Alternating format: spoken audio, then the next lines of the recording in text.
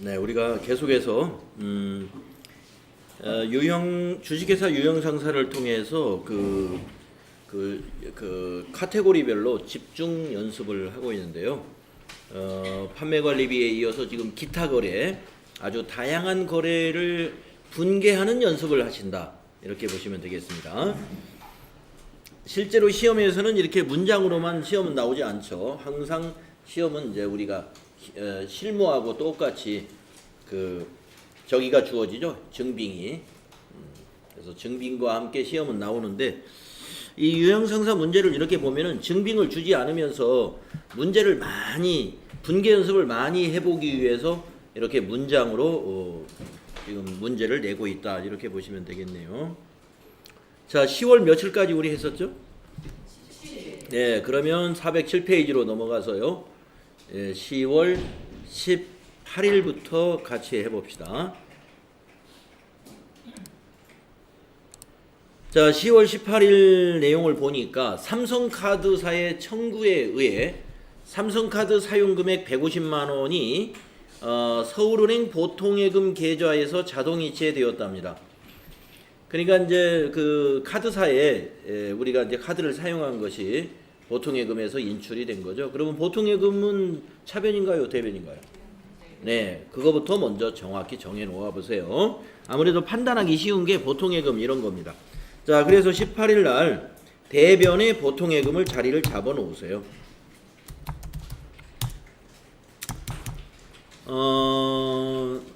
150만 원이단 말이죠. 예. 정확하게 이게 자리를 하나 잡아놓지 않으면 자칫하면 차대변이 바뀔 우려가 있어요. 그래서 확실한 것부터 자리를 잡아놓으면 그 다음에 이제 차변만 생각하면 된다. 왜 돈이 빠져나갔냐 봤더니 카드 대금이었더라, 이거예요. 여러분, 삼성카드를 우리가 사용할 때 뭐 부채로 잡았던 개념 과목이 뭐죠? 미지급금이었죠. 그래서 차변에 오늘 미지급금이라는 부채가 감소하는 거예요. 미지급금은 거래처를 그냥 지나갈 수 없는 개정 과목이죠. 삼성카드 99601 꼭 찾아서 입력해 줘야 됩니다. 150만 원.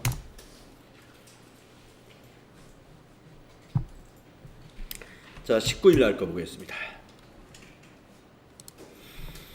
자, 10월 19일 업무용 복사기를 하이마트에서 구입하고 대금 300만 원을 삼성카드로 결제했네요. 이번에는 또 부채가 증가하겠군요. 자, 그러면 우선 이 부채 증가부터 확실하니까 대변에다 이제 미지급금을 입력을 해볼까요? 자, 대변에 253번 미지급금 삼성카드 200만 원, 300만 원인가요? 자, 카드로 우리가 뭘 샀어요? 복사기를 샀죠? 예. 복사기는 비용 처리해야 됩니까? 자산 처리해야 됩니까? 자산 처리해야 됩니다. 개정 과목은 네, 비품. 따라서 차변이 자산 증가. 비품이다, 이거. 300만 원. 우리가 이제 실무에서는 이제 비품을 300만 원 주고 샀으면 이걸 이제 고정자산 등록도 해야 되겠죠. 근데 시험에서 고정자산 하라는 말 없으면 안 해야 됩니다. 할 필요가 없죠. 자, 다음에 20일 날 문제를 보면은요. 상품 운송을 위한 중고트럭 취득과 관련한 취득세를 35만 원을 현금으로 납부했답니다.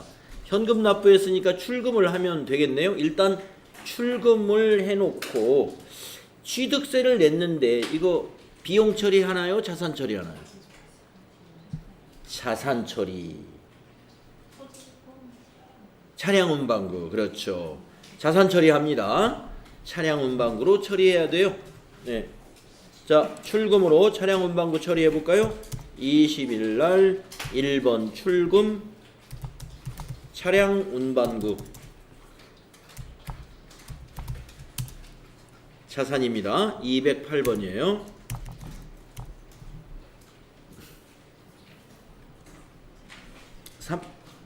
35만 원이에요. 그래서 여러분 취득세는 세금이면서 비용 처리를 안 하는 세금입니다. 비용 처리 안 해요. 세금과 공과가 아니라는 얘기죠. 취득세는 전부 자산 처리가 됩니다. 지금처럼 차량을 구입하는 취득세는 차량원방부로, 건물을 취득할 때 납부한 취득세는 건물로, 토지를 취득하면서 납부한 취득세는 토지로 회계 처리한다. 21일 날 거래 가치 봅시다.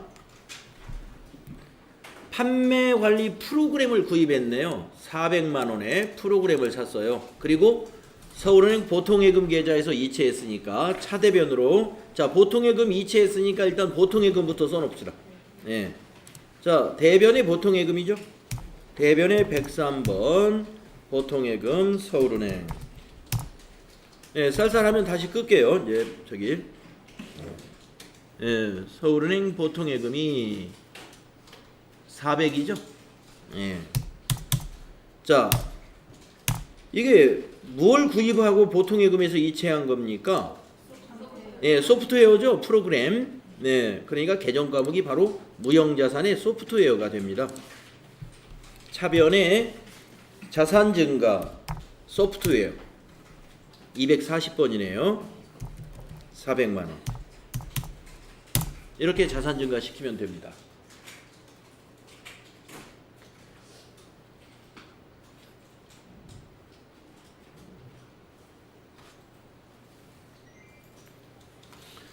자, 다음은 22일 날 문제 보겠습니다. 자, 22일 날 문제 보니까 매장 건물을 신축하기 위해 토지를 취득하고 그 대금 3천만 원을 국민은행 앞 당좌수표를 발행하여 지급했다. 예, 당좌수표 오래간만에 나왔네요. 당좌수표 우리가 지급했나요? 아니죠. 우리가 발행했나요? 타인이 발행했나요? 예, 우리가 발행했습니다. 우리가 발행했어요. 또한 부동산 중개 수수료 50만 원하고 취득세 60만 원을 현금으로 지급했습니다. 자, 우선 이거 복잡한 거예요. 자, 토지 대금이 얼마입니까? 3천만 원이죠. 그런데 중개 수수료하고 취득세는 토지 취득원가에 포함해야 됩니까? 그렇죠. 그래서 토지를 3,110만 원으로 입력합니다. 차변의 토지 3,110만 원 먼저 자리를 잡을까요? 예, 차변의 토지 31100 플러스 3,110만 원. 확실한 것부터 넣어놓고, 자 대변에, 자 이제 3천만 원은 뭘로 지급했냐면 우리 회사가 당좌수표를 발행했습니다. 그러면 대변의 계정가격이 뭐가 됩니까? 현금입니까? 당좌예금입니까? 예, 당좌예금입니다. 타인이 발행한 당좌수표는 현금이에요. 우리가 발행한 당좌수표는 당좌예금이라는 거, 이거 잊지 마십시오. 당좌예금은 보통예금과 같이 거래처 은행을 꼭 입력해야 됩니다. 네, 그래서 거기 은행이 나오겠죠. 예, 국민은행 앞 당좌수표.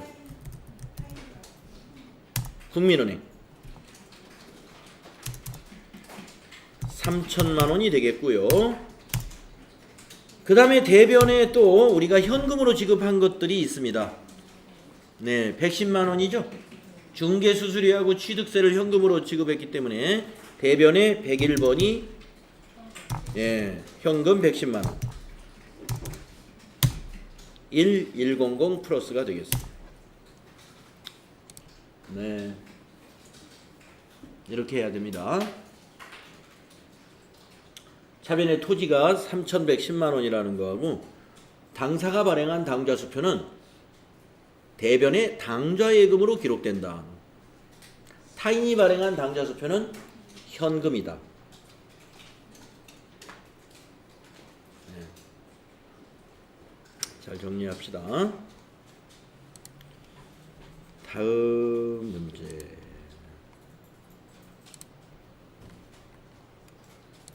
네, 23번 문제로 가볼까요? 나약 상사의 파산으로 이름을 잘못 지은 것 같죠?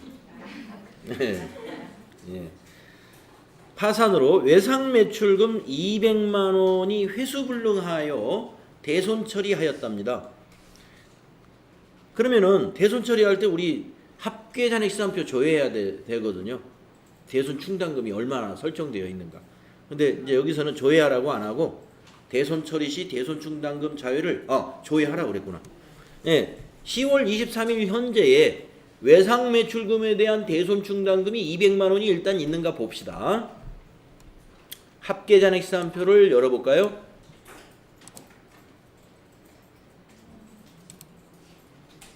(10월 23일) 외상 매출금 바로 밑에 있는 대손 충당금을 보니까 200이 안 되고 50만 원밖에 없네요. 5만 원? 50만 원. 네, 50만 원 맞죠?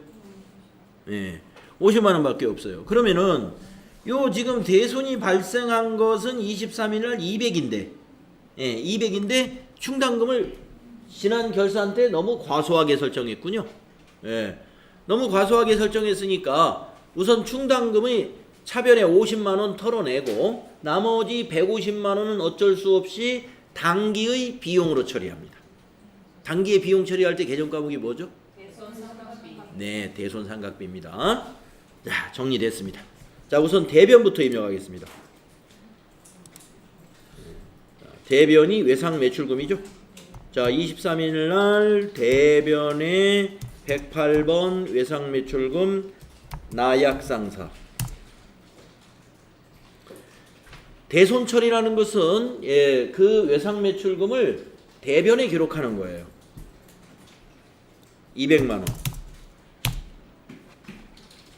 차변에 대손 충당금이 원래 200 이상이 있었어야 되는 건데 50밖에 없는 것은 전기의 결산 때 대손 충당금을 너무 과소하게 설정한 겁니다. 자, 알았으니까 차변에 109번을 꼭 써야 된다는 거. 다른 번호 쓰면 안 됩니다. 109번 대손 충당금. 여기서는 검색하지 마세요. 108번 다음 번호를 쓰세요.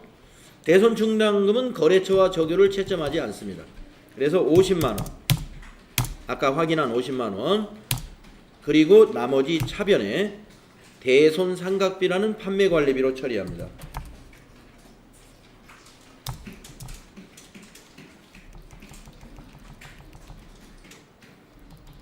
(835번입니다) 150만 원. 이렇게 처리하셔야 돼요. 대손 처리 시 회계 처리죠. 대손 처리 시 회계 처리 이렇게 하신다.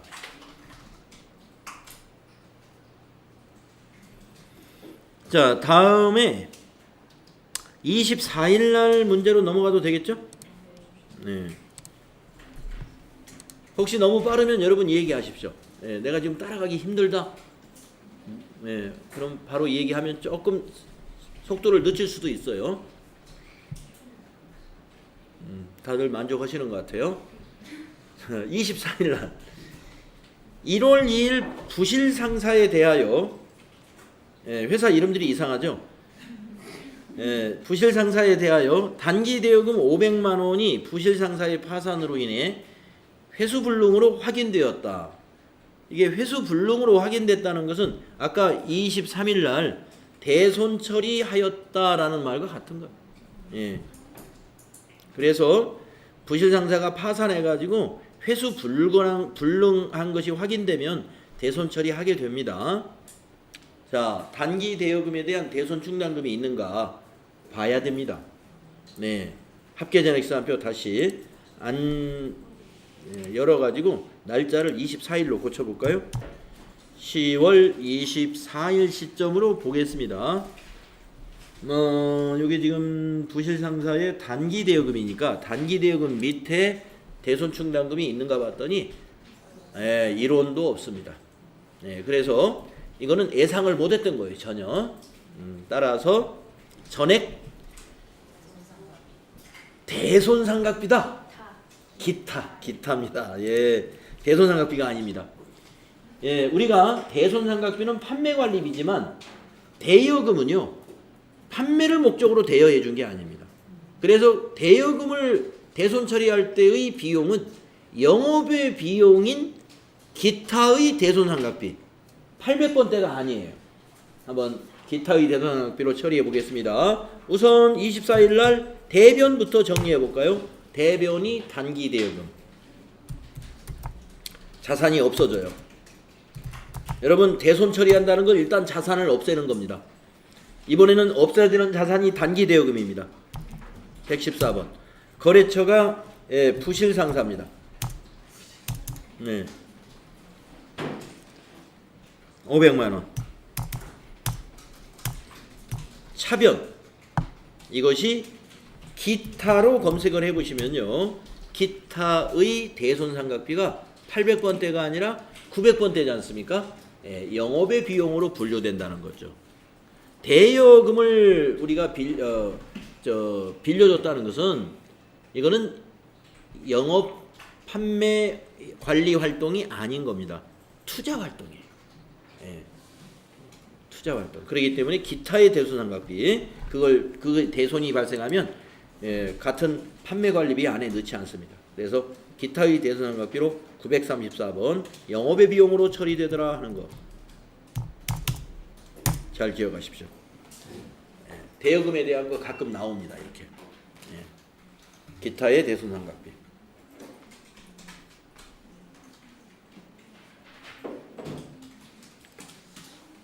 자, 그 다음에 25일 날짜로 가보겠습니다. 25일. 창고용 건물을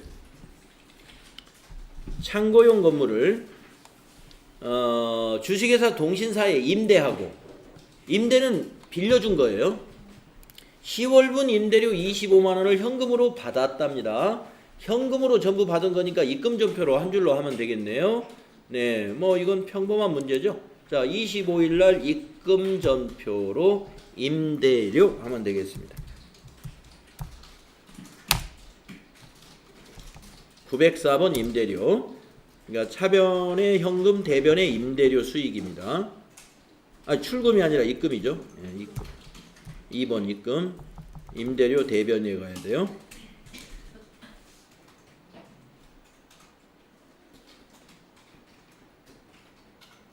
$25만원이죠. 자, 26일 문제 보겠습니다. 국제구호단체에 판매용 상품을 기부했답니다. 그럼 기부했으면 뭐예요? 기부금이죠. 오래간만에 적요를 채점하는 문제가 나왔습니다. 이 문제는 적요를 반드시 채점합니다. 우리 실기시험 유의사항에 타계정으로 대체인 거래에 대하여는 적요를 반드시 입력하라라는 유의사항을 제가 설명드린 바가 있었어요. 거기에 해당되는 문제가 바로 이 문제입니다. 자, 국제구호단체에 우리 회사 상품을 기부한 거예요. 그런데 가격을 두 가지를 주었어요. 이 둘 중에 하나를 적용하는 건데, 여러분, 원가를 적용할까요? 시가를 적용할까요? 원가 적용합니다. 기부금, 비품으로 쓰는 거, 복리후생비로 쓰는 거, 접대비로 쓰는 거, 무엇을? 상품을 가지고. 그거 다 원가로 계산합니다. 그래서 이것도 기부금은 비용이니까 차변에 영업의 비용 기부금으로 일단 정리할까요? 자, 차변에 기부금 900번 되겠죠? 933번. 원가로 얼마입니까? 100만원. 대변은 뭐가 될까요? 상품이 되는 거예요. 상품을 팔지를 않고 다른 목적으로 쓴 겁니다. 상품 146번. 그래서 상품을 다른 목적으로 사용하면은 꼭 적요에 채점을 할 거고요. 왜 채점을 하겠다 그러냐? 이건 굉장히 중요한 적요이기 때문에 이것을 걸어주지 않으면 그냥 100만 원 입력하면 이 상품이 매출 원가로 들어가 버려요. 판매된 걸로 처리돼요. 그래서 우리가 상품이 대변에 가는 경우는 매출원가 대체 분계만 있는 것이 아니라 기부금으로 대체하는 경우도 있다라는 것을 알려주는 겁니다. 타 계정으로 대체된다. 즉 매출원가로 대체되지 않고 다른 계정으로 대체시킨다라는 의미가 되겠습니다. 그래서 여기를 꼭 8번을 넣어줘야 돼요. 코드로 넣어야 됩니다. 8번 타 계정으로 대체. 이 말은 뒤에 무슨 말이 포함되어 있냐면 매출원가가 아니다라고 해주는 거예요. 요 100만 원은 매출원가가 아니다. 100만 원. 그래서 여러분들 기억나실 겁니다. 자, 이렇게 상품이 대변에 가는 경우 요 8번 적용 채점한다고 우리 유의사항에서 공부했고요.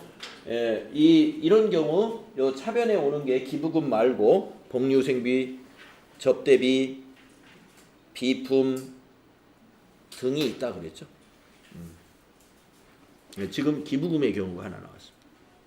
그리고 지금처럼 시가가 얼마고 원가는 얼마다 그러면 우리는 원가를 적용하는 거예요.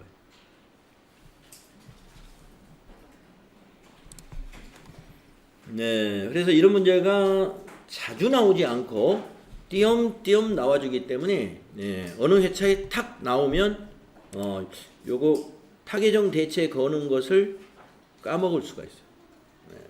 틀리겠죠, 그러면? 자, 어떻게 우리가 다 맞을 수 있나요? 이렇게 실수로 틀려줘야죠.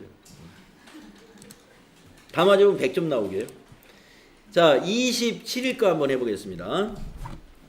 농협의 단기 차입금에 대한 이자 12만 원을 서울은행 보통예금 계좌에서 이체하였습니다. 자, 보통예금에서 이체했기 때문에 보통예금이 대변인 거 확실하죠?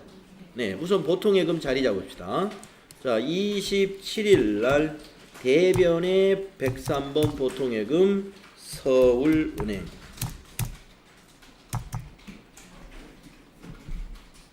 금액은 12만 원. 자, 이제 차변을 생각해야 되는데 이 돈이 왜 빠져나갔죠? 이자였네요. 이자가 지출될 때는 이자 비용이죠.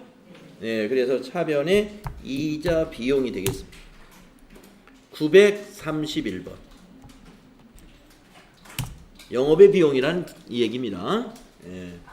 900번 대가 영업의 비용 또는 영업의 수익. 800번 대는 판매 관리비. 자, 이자 비용 12만 원.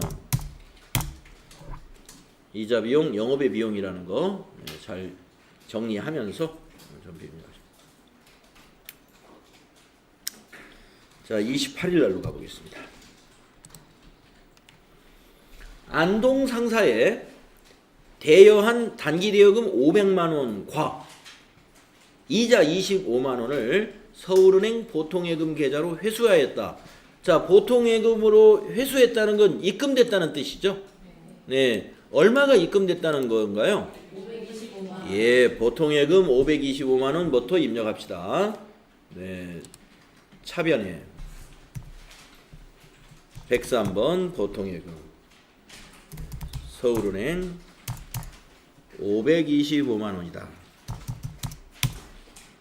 이렇게 한쪽을 자리 잡아 놓으면 대변을 이제 생각하면 됩니다. 이게 무슨 돈이 들어왔느냐를 거기 보면은 단기 대여금하고 이자가 들어온 거죠. 예, 그러면 단기 대여금 먼저 입력하겠습니다. 대변의 단기 대여금 자산 감소. 단기 대여금은 거래처를 꼭 넣고 가야 돼요. 안동 상사에 빌려준 거죠. 예, 안동 상사 500만 원. 자산이 감소하고 이제 빌려줬던 거 받으면 단기 대여금 자산 감소가 대변에 가는 거죠. 이 원금을 받으면서 이자도 받았기 때문에 대변에 수익이 발생하죠. 네, 그것은 이자 수익이다. 아까는 이자 비용을 우리가 부담한 거였고 오늘은 이자를 받는 날이네요. 이자 수익도 900번대예요. 영업의 수익 901번. 그래서 25만 원이 되겠습니다. 여기서 거래처가 꼭 들어가야 되는 것은 보통예금하고 단기대여금은 거래처를 코드로 반드시 입력해 줘야 된다는 것이죠.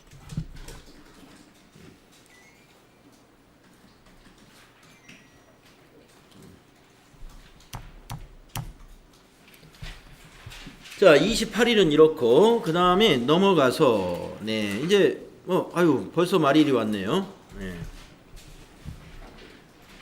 자, 29일 29일 문제를 읽어보겠습니다. 안동상사의 대여한 대여금에 대한 이자 30만 원에서 원천징수세액 46,200원을 차감한 잔액 25만 3천 원이 서울은행 보통예금 계좌로 입금되었답니다. 네.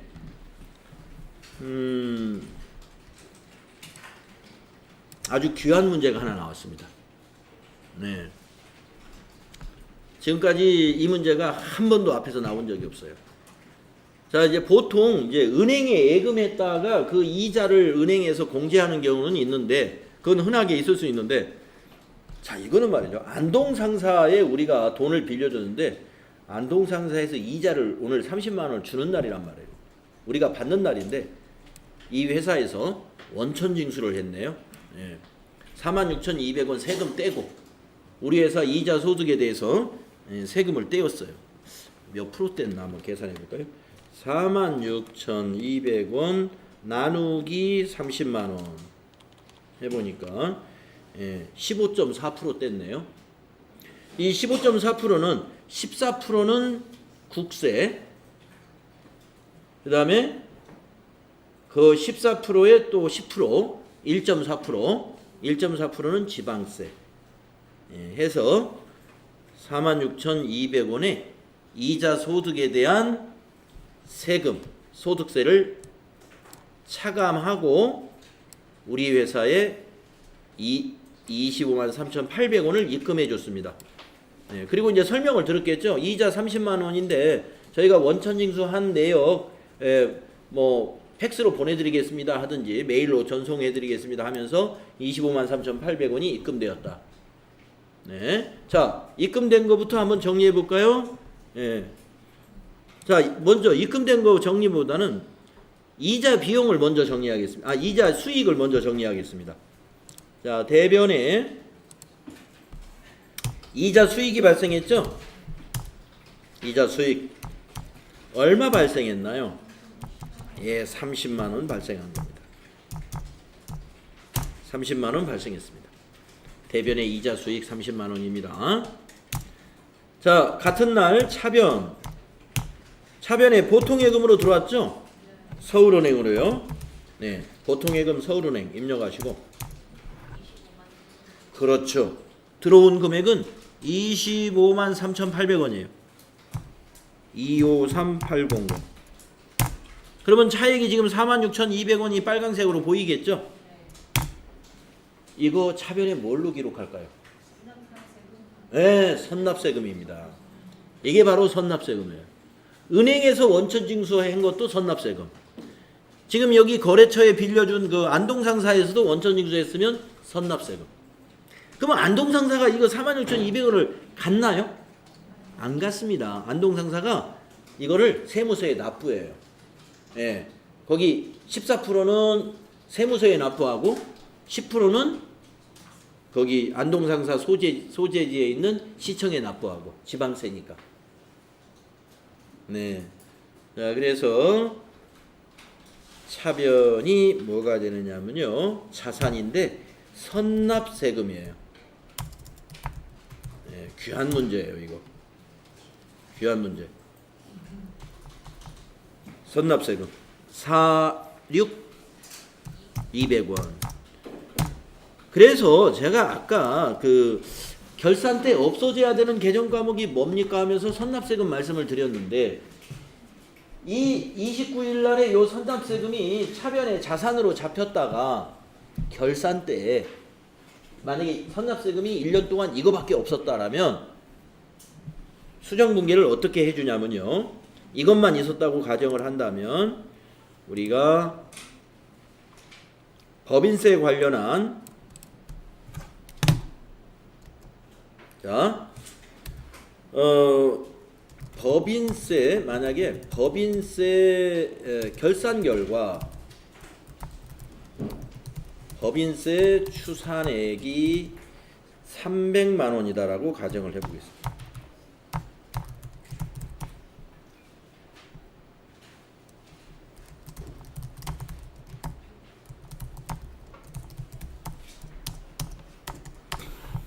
네. 결산을 해보니까 결산하면 이제 손익계산서에서 법인세가 나오거든요. 법인세 차감 전 이익에다가 우리 회사에 해당되는 세율을 곱하면 그게 이제 법인세 추산액이 나옵니다. 그게 300만 원이에요. 그래서 법인세 300만 원을 뺀 게 당기순이익이죠. 그럴 때 우리는 이 법인세 부분에 대해서 어떻게 결산 수정 분계를 하느냐 하면은 첫째, 합계 잔액 시산표를 조회하여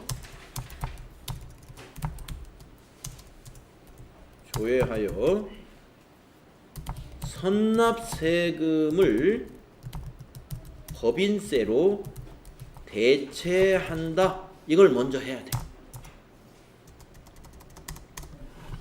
이거는 일반 전표에 하는 작업이에요. 일반 전표에. 우리가 결산 배울 때 한번 했었습니다. 그런데 그때 너무 복잡해가지고 여러분이 이게 다 흘러들었는지 모르겠어요. 일반 전표에 어떻게 하느냐? 지금 조회해봤더니 얼마가 있을까요? 46,200원이 있겠죠? 예, 그러면은 차변에 그것을 법인세 등이라는 개념 과목이 있습니다. 이렇게 비용 처리합니다. 46,200원.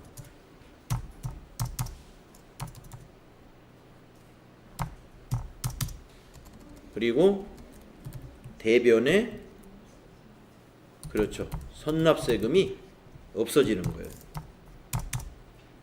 46,200원.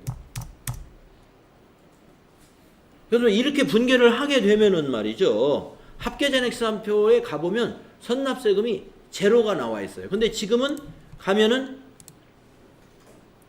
합계잔액시산표를 만약에 가서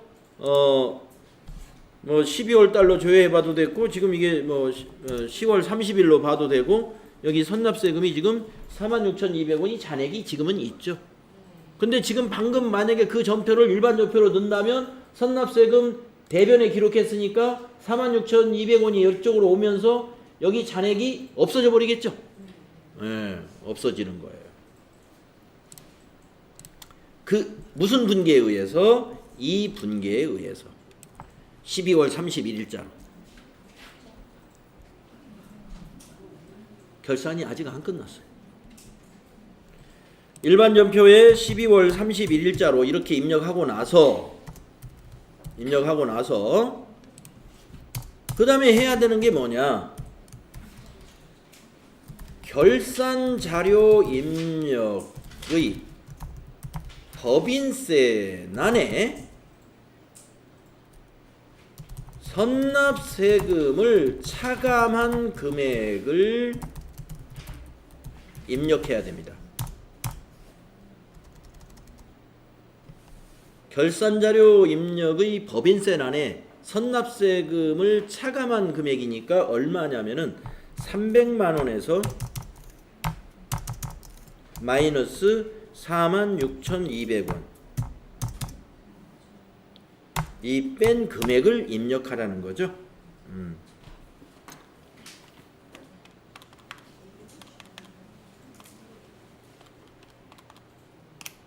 이 2,953, 800원이 나오네요. 이걸 입력해야 돼요. 자, 우리는 화면만 제가 보여드릴게요. 한번 제가 이걸 입력을 해서 이게 제로가 되는 걸 한번 일단 보여드리겠습니다. 자, 일반 전표에 12월 31일 날짜로 선납세금을 없애볼게요. 네, 차변의 법인세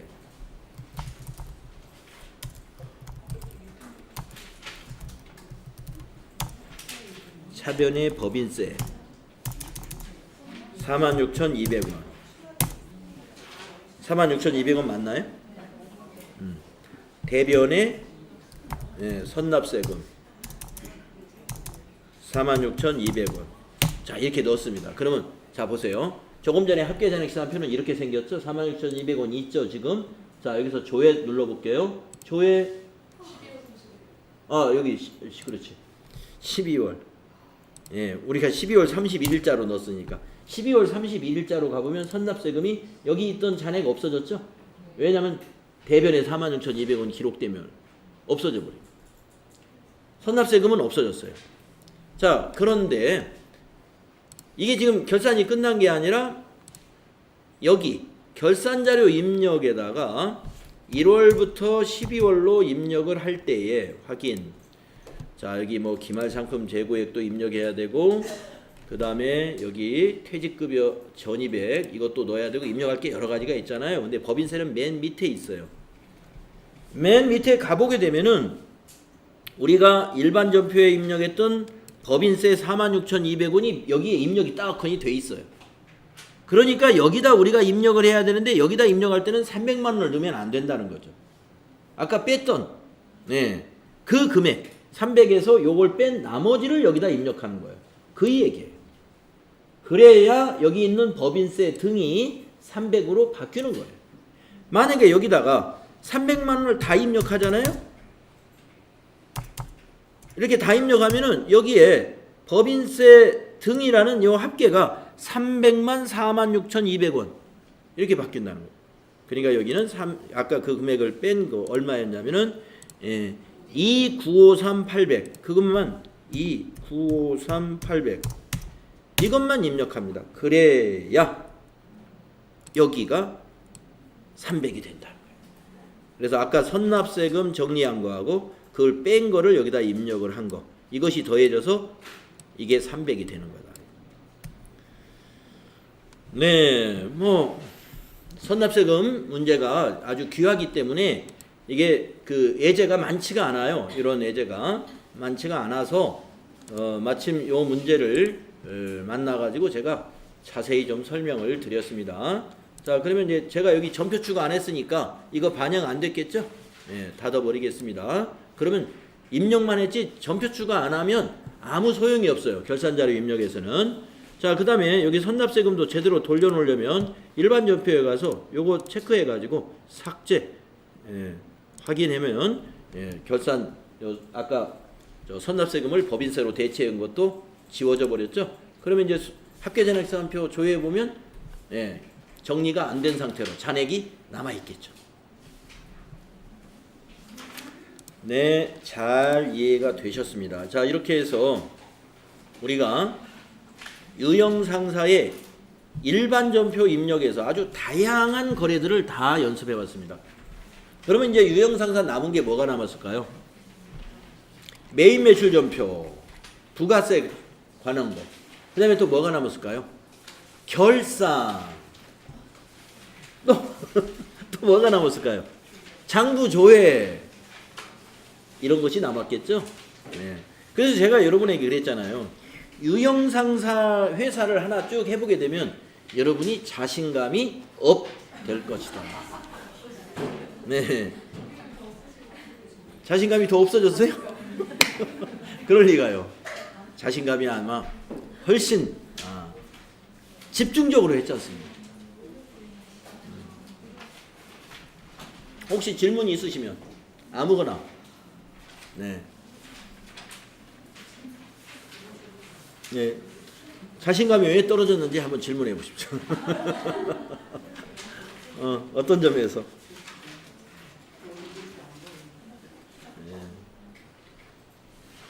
이게 공부가 하루하루 더해질 때 실력이 내가 좀 실력이 좀 있어지는구나 이런 걸 느끼죠.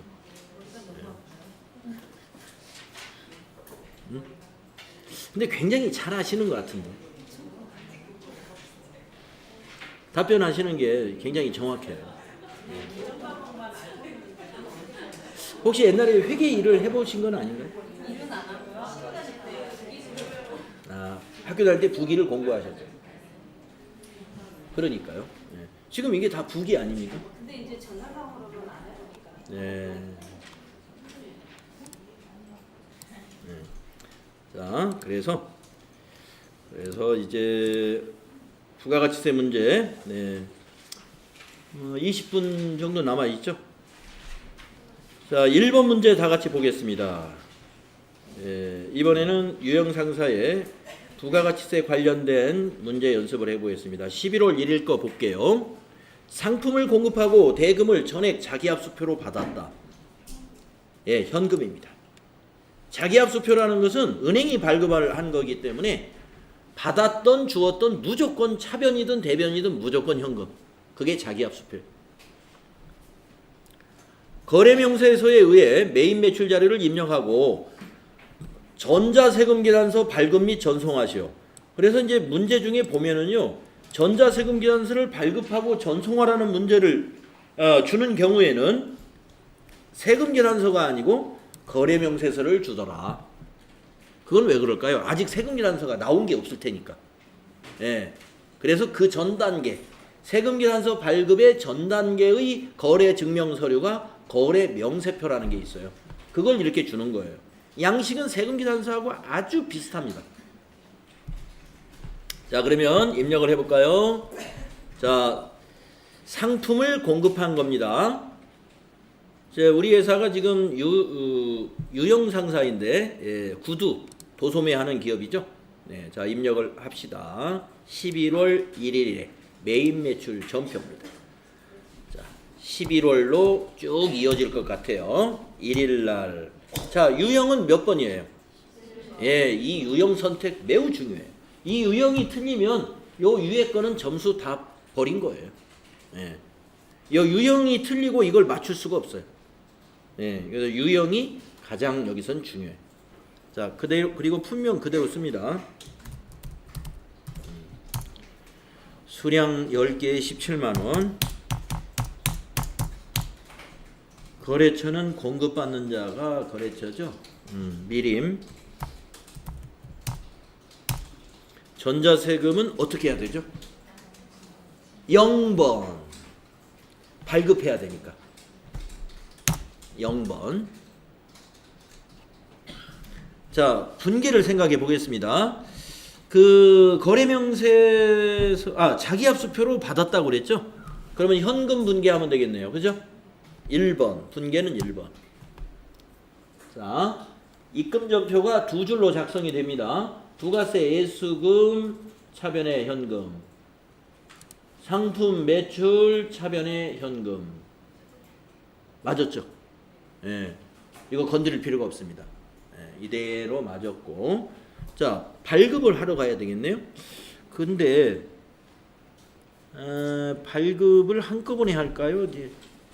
네, 한꺼번에 합시다. 지금 밑에 거래명세서가 밑에 또 하나 있으니까, 네, 조금 기다렸다가 발급은 밑에 거하고 함께 하겠습니다.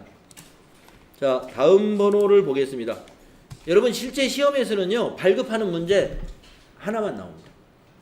네. 지금 여기는 유형상사, 유형별로 집중적인 연습을 하는 거기 때문에 지금 전자세금계산서 발급하라는 게 2개가 나오지만, 2개가 나왔는데 실제 시험에서는 하나 나올 거예요.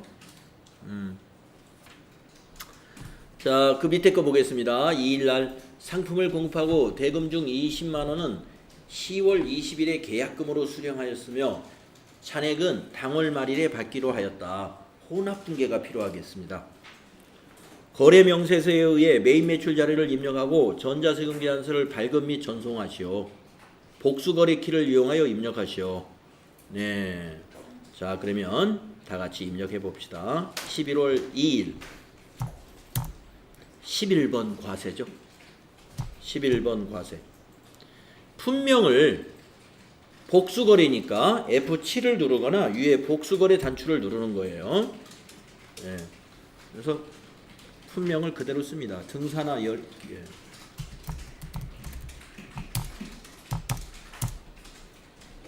10만원. 운동화 10개. 10만원. 그리고 확인 눌러.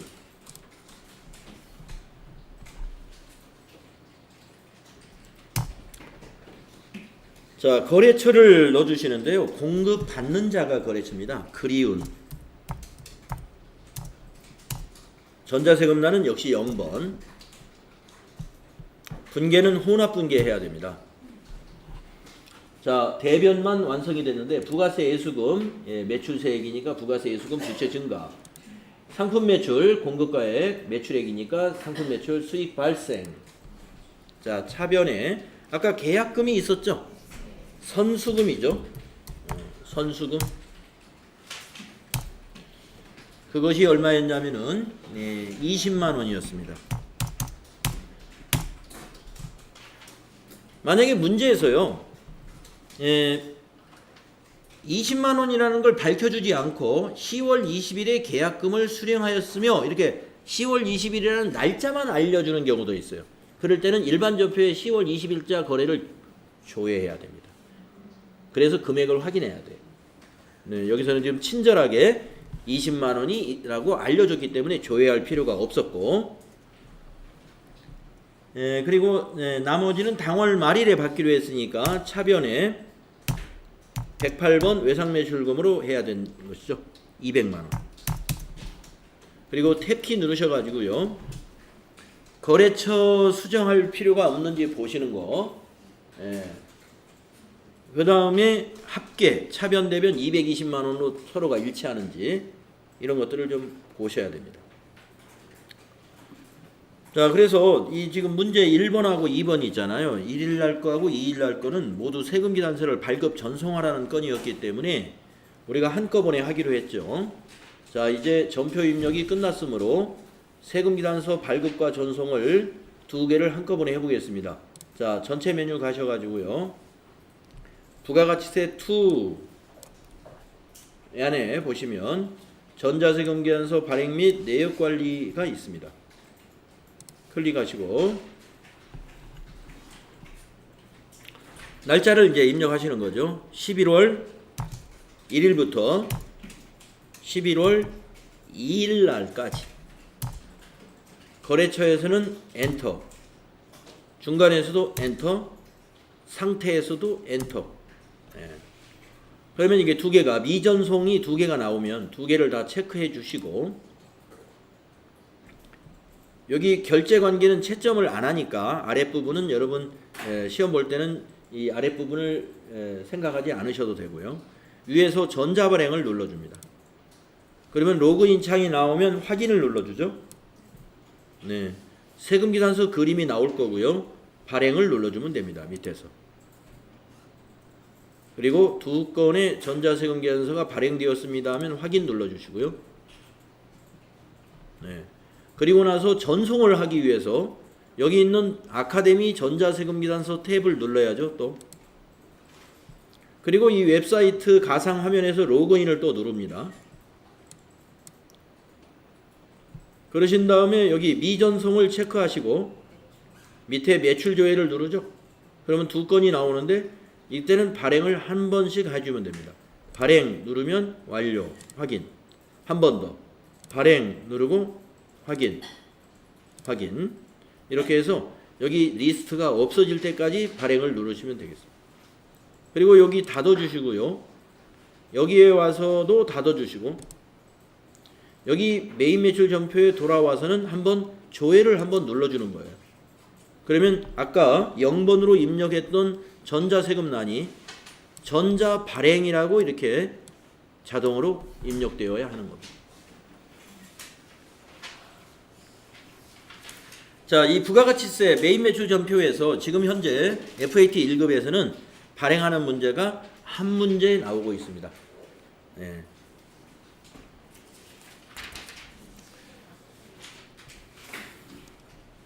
다음 문제로 가보겠습니다.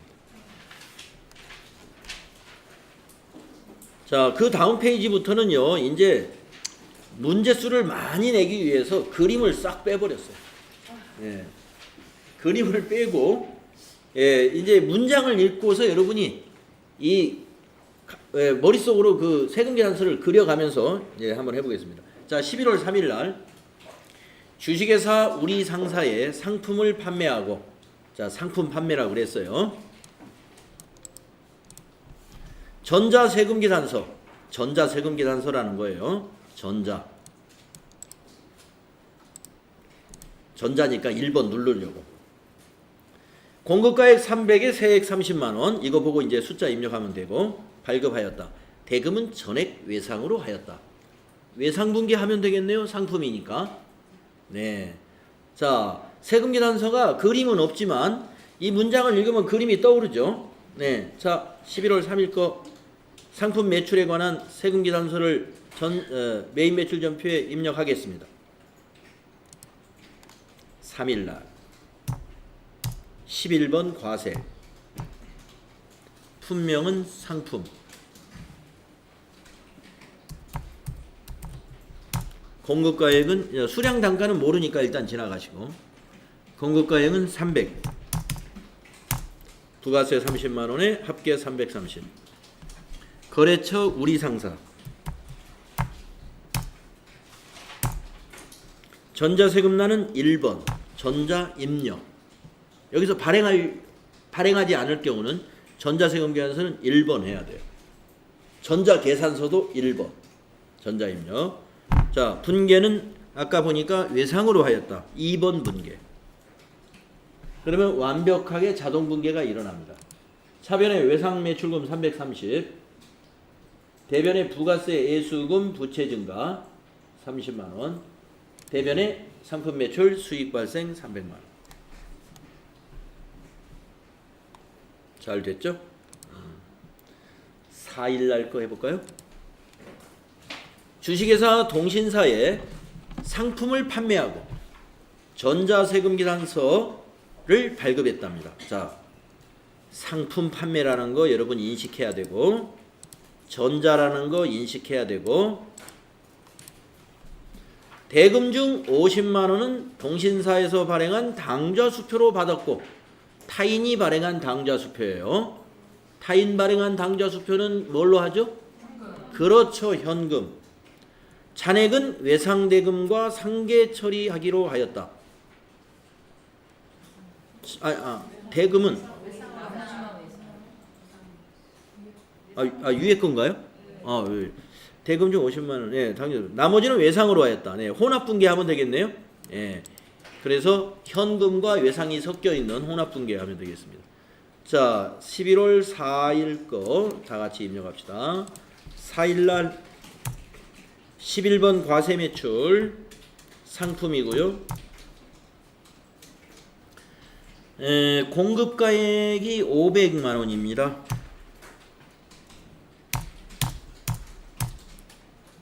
거래처는 동신사가 되겠고요. 그 다음에 전자세금은 1번 전자입력으로 해야 되고요. 분계는 3번 혼합분계로 하는데, 자, 대변이 부가세 애수금额상품 매출 맞았고요. 차변부터 이제 세 번째 줄에 차변하시고 50만 원은 현금으로 처리해야 되죠. 차변의 현금, 또 차변 3번. 나머지는 외상이니까 108번이죠. 외상 매출금 500만 원이죠. 탭키 눌러서 거래처 고칠 것은 없는지, 차변 대변이 550으로 일치하는 거. 이런 것들 맞춰보셔요. 그래서 여러분 이런 속도로 입력하시면 시간 내에 다 할 수 있습니다.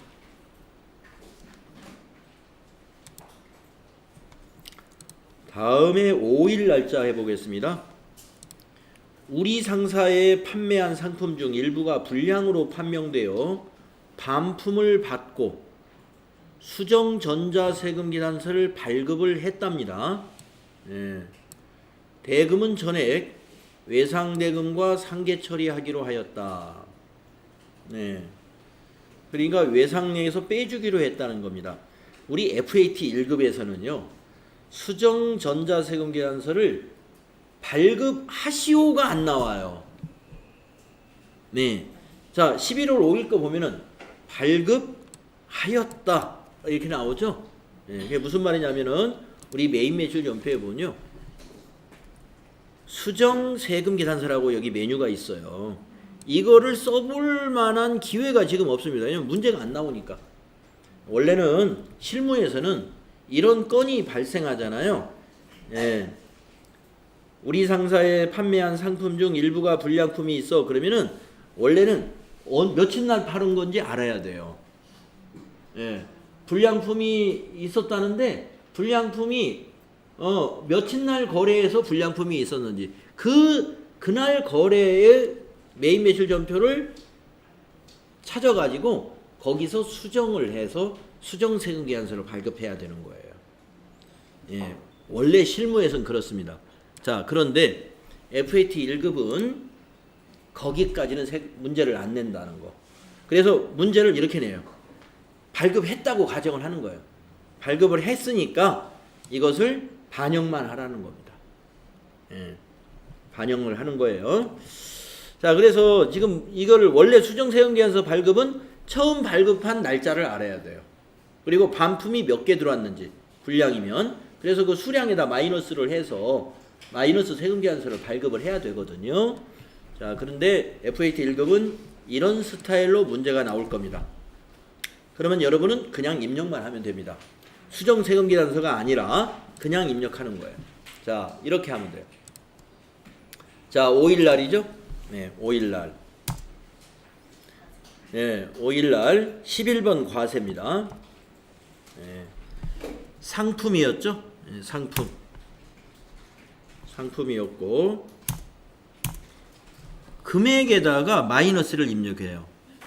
네, 공급가액에다가 마이너스 50만원. 그러면 세금도 마이너스가 나오고 합계도 마이너스가 뜰 거예요.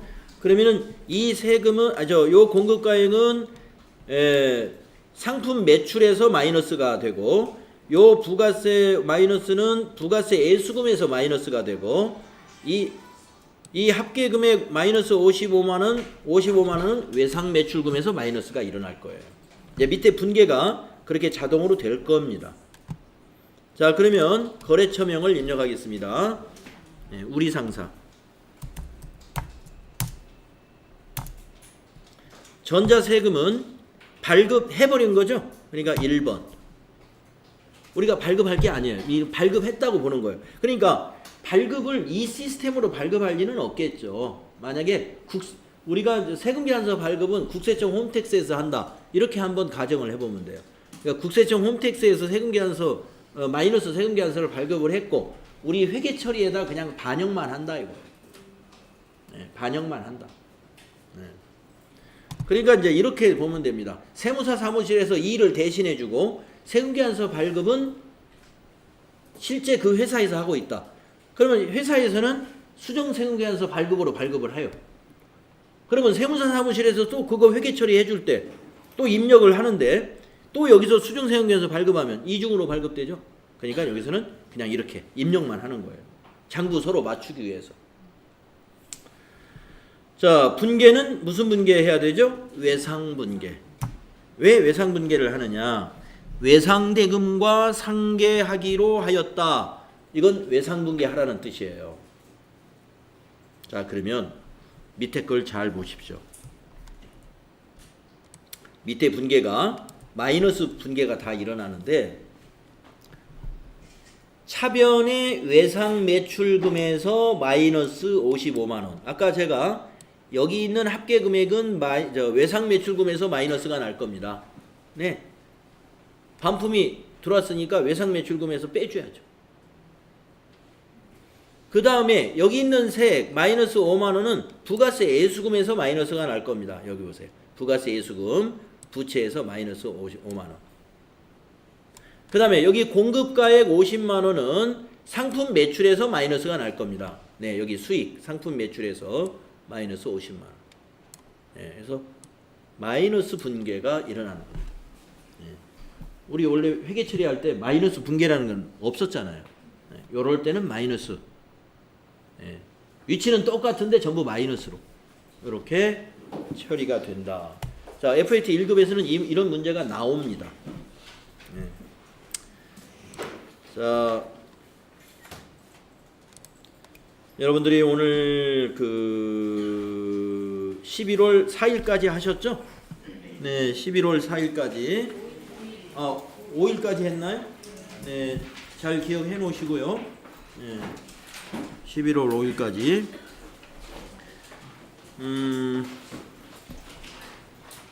자, 주말 잘 보내시고, 네, 13일 날 뵙도록 하겠습니다. 네, 네, 안녕히 가십시오. 네.